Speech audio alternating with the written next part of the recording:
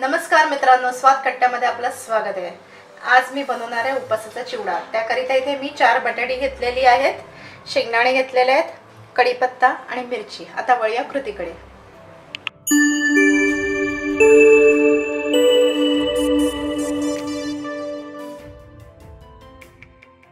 मी एक प्लेट घेतले आणि एक किसणी घेतली आणि हा बटाटा आपल्याला ग्रेट करायचा आहे।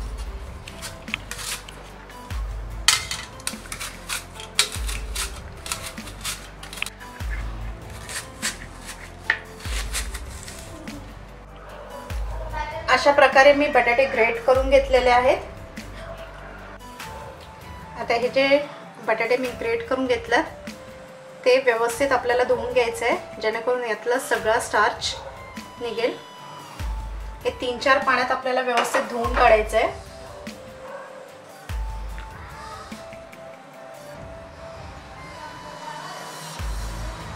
हा जो स्टार्च दिसतोय तो पूर्ण काढायचा आहे आपल्याला।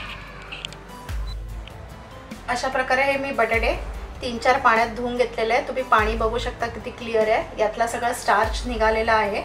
आता हे आपण व्यवस्थित याच्या पाण्यातून हे निथळून काढूया आणि मग सुकत घालूया। आता मी हे बटाटे त्या फडक्यावर थोडेसे सुकत घालते। आता आपल्याला हे थोडंसं सुकून घ्यायचं आहे। यातलं पाणी फक्त थोडंसं सुकलं का आपण हे फ्राय करायला घेऊन। आपले बटाटे सुकलेले आहेत, हे बघू शकता तुम्ही।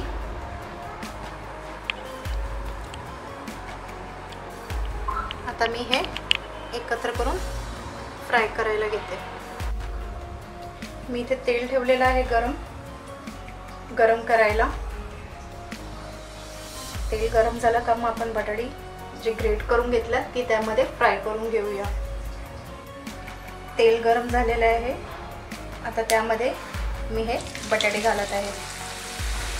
तुम्ही बघू शकता तेलाचं प्रमाण, मी थोडंच तेल घेतलेलं आहे। आता यातले बबल्स जेव्हा कमी होतील मग आपण त्याला स्टर करूया। आता तुम्ही बघू शकता तेलातले बबल्स थोडे कमी झालेले आहेत। आता मी याला स्टर करून घेते।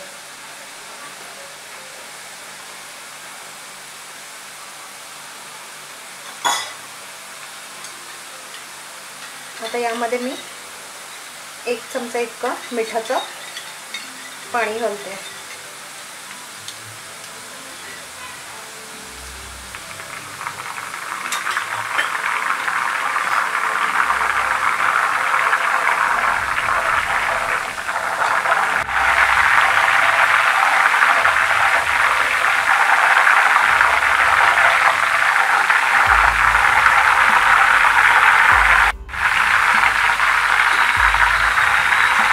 आपले बटाटे झालेले आहेत फ्राय करून, आता हे काढून घेते। अशाच प्रकारे आपल्याला सगळे बटाटे फ्राय करून घ्यायचे आहेत आणि ही सगळी प्रोसेस आपल्याला हाय फ्लेमवरतीच करायचं आहे। जर आपण ते लो फ्लेमवर केलं बटाट्यांमध्ये ऑइल जास्त प्रमाणात राहील। बटाटे फ्राय झालेले आहेत। आता मी हे जे शेंगदाणे आहेत ते पण फ्राय करून घेते। शेंगदाण्याबरोबर मिरच्या आणि कढीपत्ता हे पण घालून फ्राय करून घेते।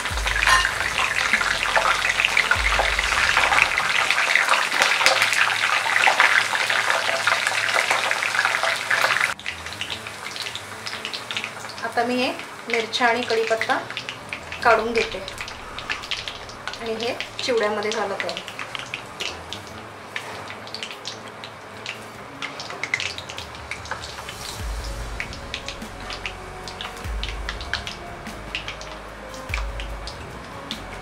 आपले शेंगदाणे पण फ्राय झालेले आहेत। आता मी ते पण काढून घेते।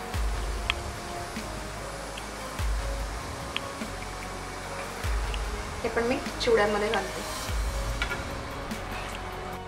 आपला चिवडा तयार आहे।